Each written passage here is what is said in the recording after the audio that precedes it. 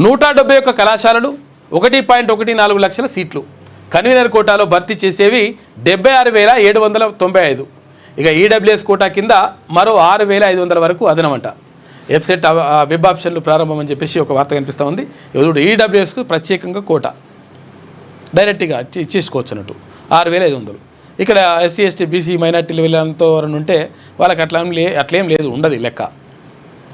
మరి ఇంట్లో కూడా పేదలు ఉన్నారు కదా, మరి బీసీలలో పేదలు కూడా ఉన్నారు కదా. ఎకనామికల్లీ వీకర్ సెక్షన్ అంటే మరి వీకర్ సెక్షన్ వీళ్ళు కూడా పనికొస్తారు, వీళ్ళు కూడా ఉండాలి కదా అందులో అంటే వాళ్ళు ఉండరు. అట్లా ఇక్కడనే వచ్చింది పంచాది మొత్తం 10% ఇచ్చేసి కేసీఆర్ అట్లా కూర్చున్నాడు. ఇప్పుడున్నటువంటి ప్రభుత్వం కొనసాగిస్తూ ఉంది. దీనిపైన 100% ప్రభుత్వం నిర్ణయం తీసుకోవాల్సిన అవసరం ఉన్నది. ఉట్టినే ఇష్టం వచ్చినట్టుగా ఇచ్చుకుంటూ పోతే సపరేట్ ఇక్కడ నిరుద్యోగులంతా సచ్చుకుంటూ ఉండరు. ఇక్కడ రాష్ట్రంలో ఈసారి 171 ప్రభుత్వ ప్రైవేట్ ఇంజనీరింగ్ కళాశాలల్లో 1,14,000కు పైగా బీటెక్ సీట్లున్నాయి. ఈ మేరకు విద్యాశాఖ లెక్కలు తేల్చింది. వెబ్సైట్ వెబ్ ఆప్షన్ల ప్రక్రియ ఆదివారం సాయంత్రం 6 గంటల సమయంలో ప్రారంభమైంది.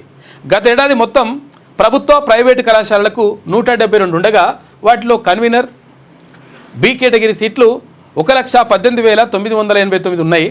ఇక కొత్తగా ఈసారి కొత్తగా పాలమూరు శాతవాహన వర్సిటీల పరిధిలో 2 ప్రభుత్వ కళాశాలలు పెరిగినాయంట. ఇక 5 ప్రైవేట్ కళాశాలలు తగ్గాయి. వాటిలో 2 కళాశాలలు డీమ్డ్ యూనివర్సిటీలుగా పేర్కొన్నాయి. డీమ్డ్ యూనివర్సిటీలు అంటే తెలుసు కదా, మల్లారెడ్డి యూనివర్సిటీ. ఎందుకంటే గతంలో ప్రభుత్వం ఉన్నది కదా, అక్కడ మల్లారెడ్డి, మాజీ మంత్రి మల్లారెడ్డి, ఇక్కడ పల్లా రాజేశ్వర రెడ్డి. ఇవి డీమ్డ్ యూనివర్సిటీలుగా ప్రకటించుకొని దంద నడుస్తుంది కథ. డీమ్డ్ యూనివర్సిటీలు అంటే ఏంటిది? అక్కడ ఇప్పుడు రిజర్వేషన్లు ఉన్నాయి. మొన్న తీన్వర్మలని చెప్పారు కదా, రిజర్వేషన్లు ఏముండే ఆడ. ఎందుకంటే మొత్తం డైరెక్ట్గా కోటా కింద అమ్మేసుకుంటారు, మొత్తం టోటల్ సీట్లు అమ్మేసుకుంటారు.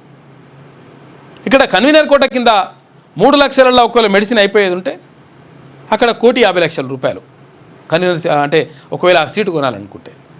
ఎవడు కొనాలి, ఎవడు చేయాలి చదవాలంటే బలిసిన వాళ్ళకు చదువుకోవాలి. ఇక తర్వాత పేదోడు మొత్తం కూడా సపరేట్ కూర్చోవాలన్న కాడికి వచ్చింది లెక్క. ఎంత చదువు వచ్చినా, ఎంత మంచిగా మెరిట్ ఉన్నా కానీ ఇప్పుడు ఈ డీమ్డ్ యూనివర్సిటీలు ఉన్నాయి కదా, అక్కడ ఏముంటుంది లెక్క, వాడు ఫీజులే ఫైనల్. ఇక వీళ్ళకి ఎందుకు ఉంటుంది కన్వీనర్ కోట, విన్వీనర్ కోట ఇవన్నీ ఏం లెక్క. తర్వాత రిజర్వేషన్లు ఏం వర్తించాయి.